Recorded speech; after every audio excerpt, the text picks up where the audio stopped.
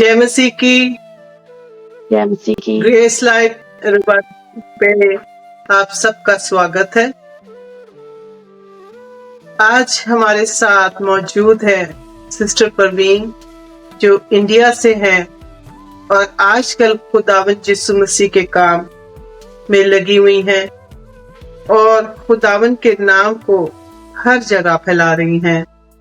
आज हम परवीन की जिंदगी का बहुत बड़ा मौजज़ा सुनेंगे जब डॉक्टर्स ने उनके हस्बैंड से कह दिया था कि हम उन्हें नहीं बचा सकते क्योंकि उनके यूट्रस में बहुत मैसिव ट्यूमर था, लेकिन यीशु मसीह ने सिस्टर परवीन को complete Shifa the. Praise the Lord. अब हम खुद सिस्टर परवीन से टेस्टिमनी सुनते हैं। तो परवीन, आप अपनी प्लीज टेस्टिमनी का स्टार्ट करें। मेरा नाम परवीन है, मैं इंडिया से हूँ, पंजाब से एक छोटे से गांव से। मेरी टेस्टिमनी ये है कि मेरी शादी हुई थी, शादी के बाद 2 बच्चे हुए। 2 बच्चों के बाद मेरी लाइफ में प्रॉब्लम आनी शुरू होगी, मैं बीमार रहने लगी, मुझे मेंसेस प्रॉब्लम आने लगी, पीरियड्स आते थे, मुझे काफी टाइम रहने लग गए। मुझे पता नहीं चल रहा था क्या प्रॉब्लम हो रही है, क्यों ऐसे हो रहा है। जब मुझे ज्यादा दिन हो गए इन चीजों में तो मेरे हस्बैंड बोलने लगे कि हम डॉक्टर के पास जाके चेक करवाते हैं। जब हम एक डॉक्टर के पास गए तो उस डॉक्टर ने बोला कि आपकी स्कैनिंग करनी होगी, स्कैनिंग देख कर पता चलेगा कि यूट्रस में क्या प्रॉब्लम आई है जो आपको इतनी ब्लीडिंग हो रही है। जब उन्होंने मेरी स्कैनिंग की और स्कैनिंग की जब रिपोर्ट आई तो रिपोर्ट में मेरे मांस का टुकड़ा आया छोटा सा। बोल रहे थे कि वो बोलने लगे ये जो सोली है और ये भी बहुत छोटी है, इसका साइज अभी बहुत छोटा है, तो आपका जो यूट्रस है वो रिमूव करना पड़ेगा। इस बात से मैं घबरा गई।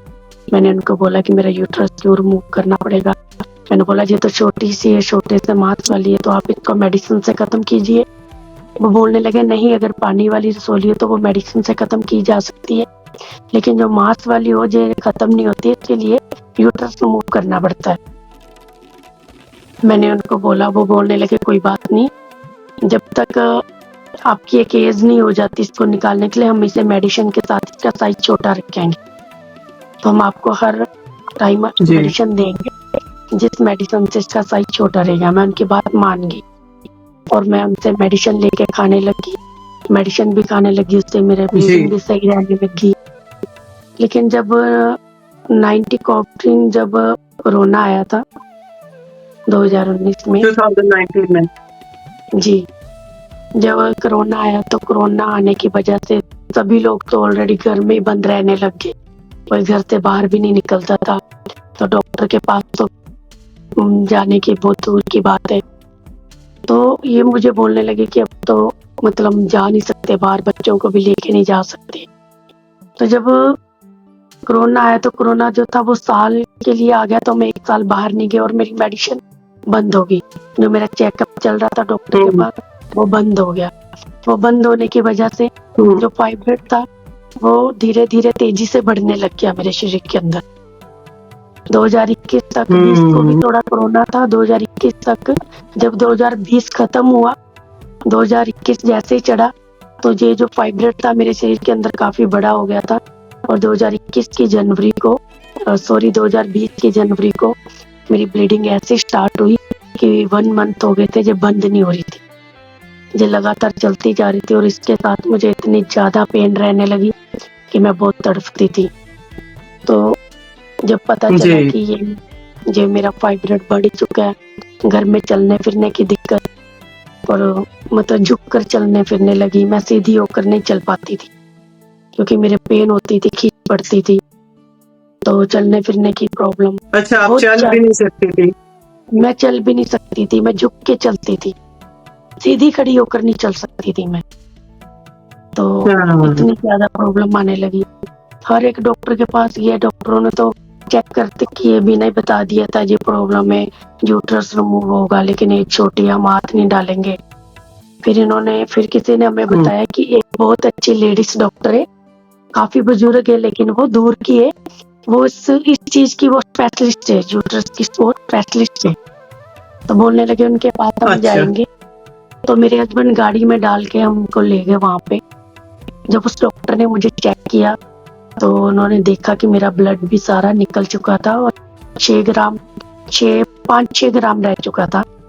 उस डॉक्टर ने जब चेक किया तो उन्होंने मुझे पूछा कि आपके बच्चे कितने? मैंने बोला मेरी एक बेटी है और एक बेटा है। उन्होंने बोला जब खुदा ने आपको दोनों चीजें दे दी तो अब आप क्या ढूंढ रहे हो? आप अपनी जान को खतरे में डाल रहे हो। आपको बच्चे मिल चुके, आप इस यूट्रस को रख कर क्या करोगे? डॉक्टर ने बोला आप इस यूट्रस को रिमूव करो। तो मैंने बोला मेरा ऑलरेडी 2 ऑपरेट हो चुके हैं, बच्चे मेरे ऑपरेट के साथ है, तो तीसरा ऑपरेट करवाने की मेरी हिम्मत नहीं पड़ रही। उस डॉक्टर ने बोला कि यूट्रस तू रिमूव करवाएगी तो तू बचेगी, वरना तू नहीं बचेगी।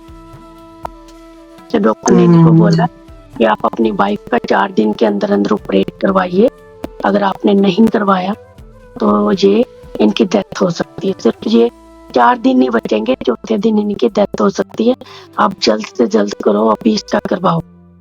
तो मेरे हस्बैंड घर वापस ले आए क्योंकि हर जगह अच्छा, उन्होंने 4 दिन का टाइम दे दिया आपको? जी, उन्होंने डॉक्टर ने 4 दिन का टाइम मेरे हस्बैंड को बोला है कि इसके पास 4 दिन है, चौथा दिन जैसे चढ़ेगा ये डेड हो जाएगी। तो मेरे हस्बैंड घर पे लेके आ गए मुझे, तो काफी टेंशन हो गई थी कि क्या करें, क्योंकि पैसा भी धीरे धीरे खत्म हो गया था। ट्रीटमेंट करवाते करवाते कभी इधर कभी उधर कभी इधर, कोई हाथ ही नहीं डाल रहा था। तो मैं मतलब शुरू से दुआ प्रार्थना में रहने वाली औरत थी, बचपनों में दुआ प्रार्थना में हमेशा से चर्च में जाने वाली, चर्च में आना जाना, चर्च में सेवा करना, ये चीज में मैं शुरू से थी। खुदा से मैं बहुत ज्यादा प्यार करती थी। तो मैं वैसे लेट कर, क्योंकि बैठ में ज्यादा टाइम नहीं पाती थी, मैं लेटी रहती थी और लेट कर मैं मोबाइल पे मीटिंग देखती थी, बंदगी अटेंड करती थी, चाहे रात को सारी सारी रात जाकर, चाहे दिन को भी लेटे लेटे। मेरे हस्बैंड जो जॉब से थे एब्सेंट होने लग गए, मेरी वजह से जॉब से एब्सेंट होने लग गए।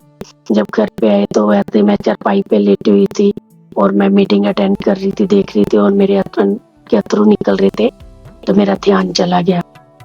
मैंने उनको बोला आप क्यों रो रहे हो? बोल रहे कि मेरी आंखों के सामने ये चीज हो रही है, तेरे साथ तो मैं बचा नहीं पा रहा हूँ, तो मेरे पास कोई ऐसी चीज हो जिससे मैं तुझे बचा लूं, या मेरा ही कोई शरीर का कोई ऐसा हिस्सा जो तुझे दूं। तो मैंने बोला कोई बात नहीं, जिस खुदा ने मुझे बनाया, जिस खुदा की मैं हूँ, मेरी जो रूह है वो खुदा में बिकी हुई है, मेरी जो रूह खुदा में बिकी है, वो मेरे खुदा की मर्जी, वो मेरे खुदा की मर्जी है, चाहे वो मुझे रखे चाहे वो मुझे ले जाए, वो उनकी मर्जी है। तो मैंने बोला जब मैं इस मौत से नहीं डर रही हूँ तो आप भी मत घबराइए, आप तो उल्टा मुझे हौसला दीजिए। तो मैंने बोला देखो मैं अभी मीटिंग देख मस्त से वर्शिप का आनंद ले रही हूँ, तो मुझे ऐसा कोई डर नहीं है, क्योंकि जिस खुदा ने मुझे जिस काम के लिए चुना है तो वो अपने काम मुझसे लेके रहेंगे। तो मैंने बोला कोई बात नहीं, मुझे कुछ नहीं होगा, मैं इस मौत से नहीं डरती हूँ। जब मैंने ये शब्द बोले तो मेरे हस्बैंड ने लोन भरा हुआ था जो हमारा हो नहीं पा रहा था, तो इन शब्दों के बाद 2 घंटे के बाद मेरे हस्बैंड को कॉल आया कि उनका लोन पास हो चुका है। फिर मेरे हस्बैंड ने गए, लोन पास हुआ, वो हमारे अकाउंट में आया। फिर मेरे हस्बैंड ने वहां से पैसे निकाले, हमने अपनी पैकिंग की, पैकिंग करके हम अपनी मायके की तरफ चले गए। मायके की तरफ जब हम गए, वहां से फिर हम, मेरे घर के पास एक शहर है, वहाँ पे हॉस्पिटल था, तो वो हॉस्पिटल वालों के पास गए तो उन्होंने हमें हाथ डाला, उन्होंने बोला कि हम आपका ट्रीटमेंट करेंगे, कोई बात नहीं, आपकी जान से बढ़कर कुछ नहीं है। उन्होंने भी हमारी रंगीन स्कैनिंग सब कुछ टेस्ट वगैरह करने के लिए, ब्लड टेस्ट करने के लिए भेज दिया। उन्होंने मेरा ट्रीटमेंट शुरू कर दिया, काफी पेपरों पे साइन ले लिए मेरे हस्बैंड से, मेरे हस्बैंड से पेपर से साइन लिए। तो आपको पता हर कोई डॉक्टर ऐसे ही करते हैं गारंटी के लिए।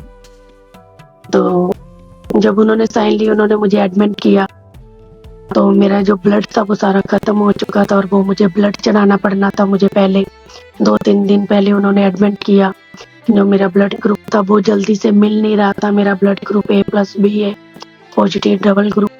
ये जल्दी मिल नहीं रहा था। जब ये मिला तो फिर उन्होंने धीरे-धीरे मतलब चढ़ाया मुझे, मेरा ब्लड पूरा किया। 3 दिन के अंदर ब्लड पूरा करने के बाद 3 दिन के अंदर ब्लड पूरा हुआ। फिर उन्होंने ऑपरेट के लिए बोला। जो ऑपरेट करने के लिए जो टीम आ रही थी वो बाहर से थी। जो मेरा यूट्रस रिमूव का ऑपरेट था, वो जो हॉस्पिटल के डॉक्टर थे उन्होंने बाहर के डॉक्टर बुलाए हुए थे, बाहर की टीम थी, उन्होंने मेरा ऑपरेट करना था। जब जो बाहर के अच्छा। डॉक्टर थे मेरा ऑपरेट करने के लिए, उन्होंने मुझे जब ऑपरेशन थिएटर में लेकर गए, जब मेरा ऑपरेट करने लगे तो उन्होंने मना कर दिया। उन्होंने बोला हम इनका ऑपरेशन नहीं करेंगे क्योंकि इनकी एज बहुत छोटी है। इनकी एज इतनी छोटी है कि हम इनका ऑपरेट नहीं कर सकते। फिर जिनके हॉस्पिटल में मैं एडमिट थी वो डॉक्टर आए। उन डॉक्टर ने बोला कि डॉक्टर अच्छा। साहब आपको इनका ऑपरेट करना पड़ेगा। अगर आप इनका ऑपरेट नहीं करोगे तो या तो इनकी डेथ हो सकती है या ये कोमा में चली जाएगी और इनके छोटे छोटे जी। बच्चे, इनका ऑपरेट करना पड़ेगा। डॉक्टर ने उन डॉक्टर की बात जी। मानकर मेरे ऑपरेट करने के लिए वो तैयार हो गए और मेरे पास काफी खड़े थे। जी। पास्टर जी भी थे, उनकी वाइफ। जब मेरा ऑपरेट होना स्टार्ट हुआ तो मैंने भी अपने मन से खुदा को याद किया और अपने आप के इर्द गिर्द मैंने दूतों को महसूस किया कि मुझे ऐसे महसूस हो रहा था जैसे स्वर्गीय दूत हैं मेरे इर्द गिर्द, वो मेरी मदद कर रहे हैं। वो मुझे इस ऑपरेट से, खुदावन का इस शुक्र है। प्रॉब्लम से भी निकालेंगे, क्योंकि उनको ज्यादा करके ये टेंशन थी कि ऑपरेट करते करते फाइब्रेड निकालते निकालते कहीं इसकी डेथ ना हो जाए। उनको ये भी टेंशन जी। थी डॉक्टरों को।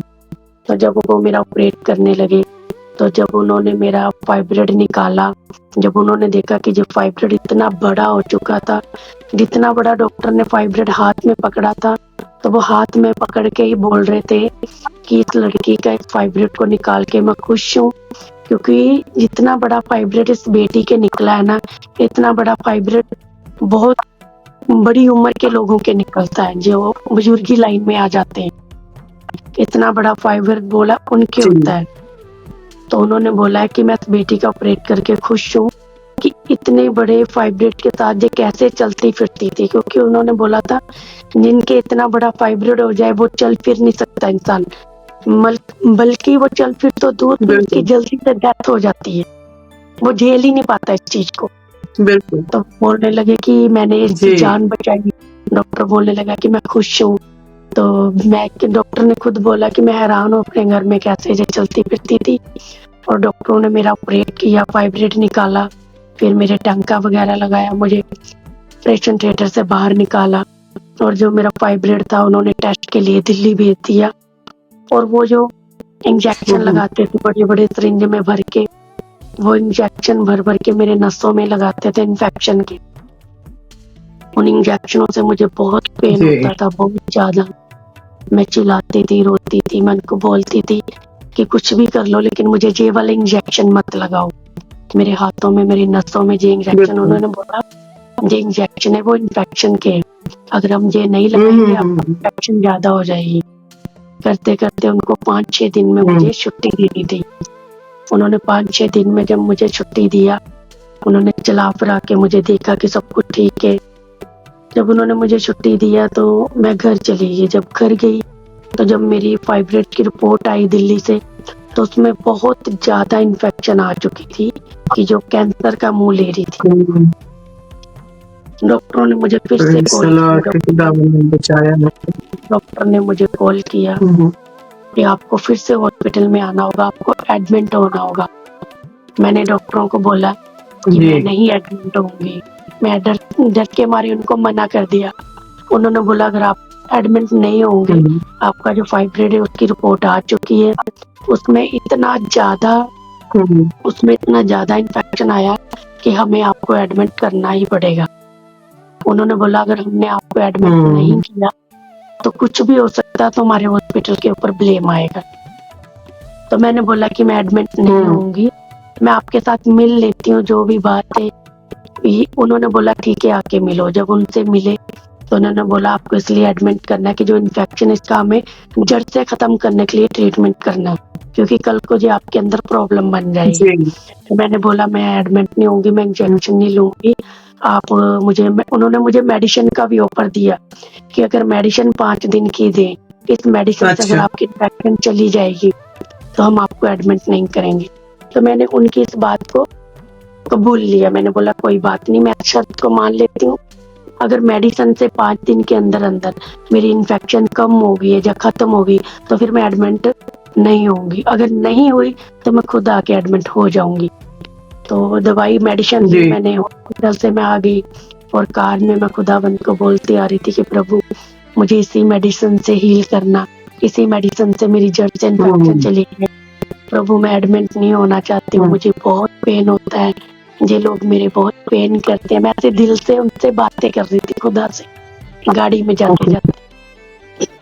जब घर में जी पहुंचे मैंने मेडिसिन स्टार्ट की। मैंने भी एक टाइम भी मेडिसिन का नहीं तोड़ा। मैं 5 दिन लगातार खाती रही।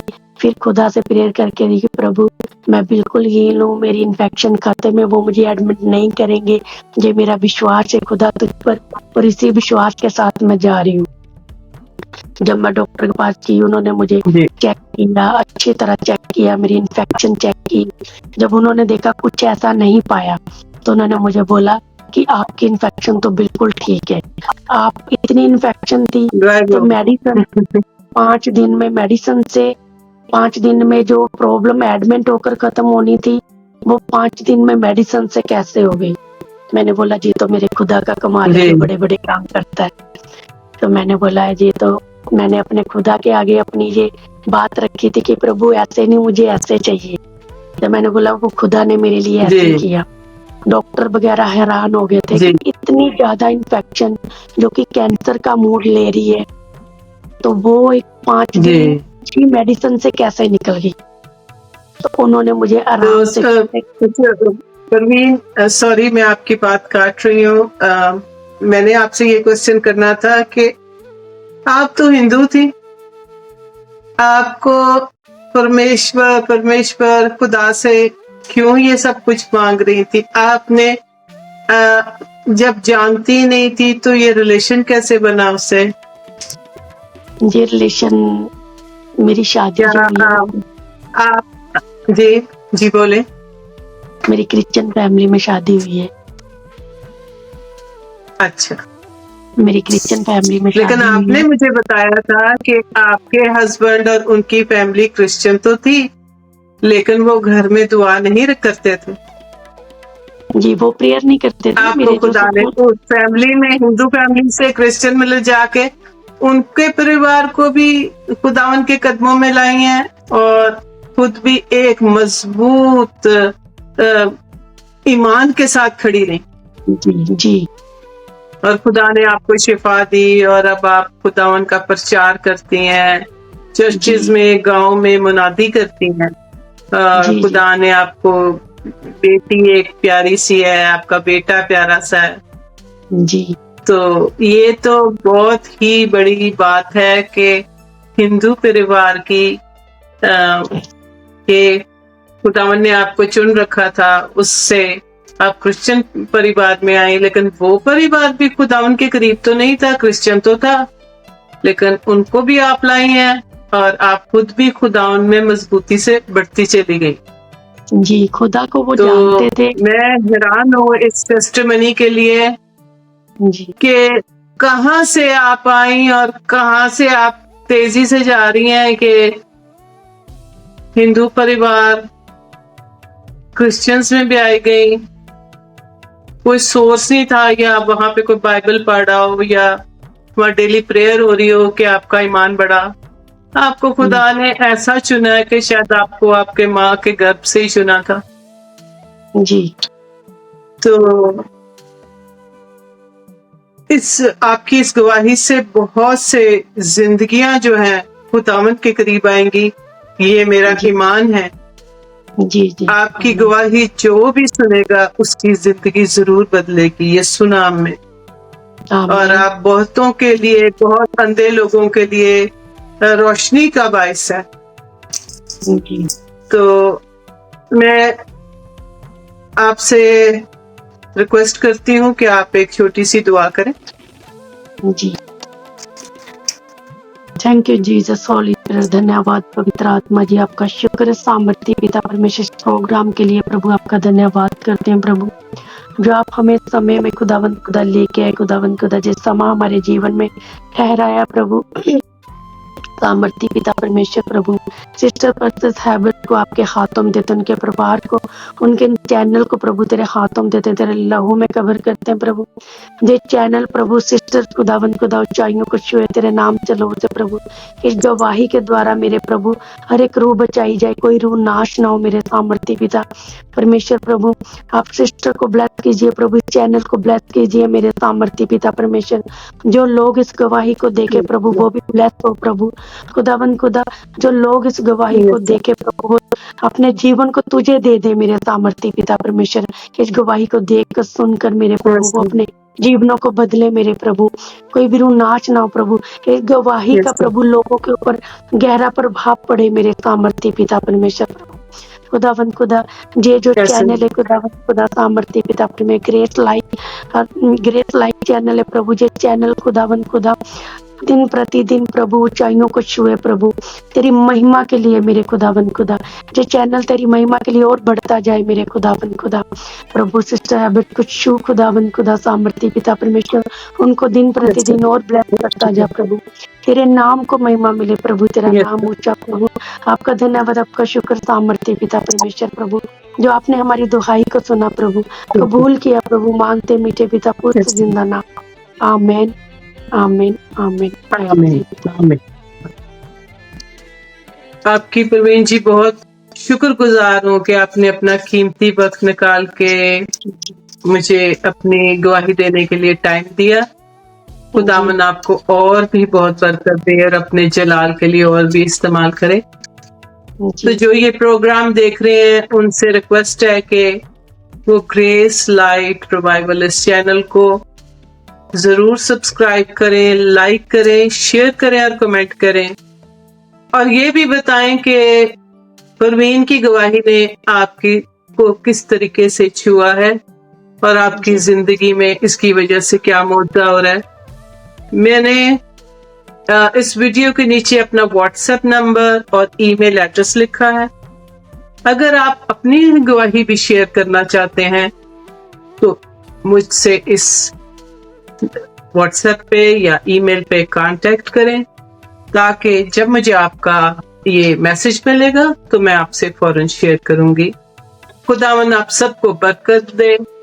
जय मसीह की। जय मसीह।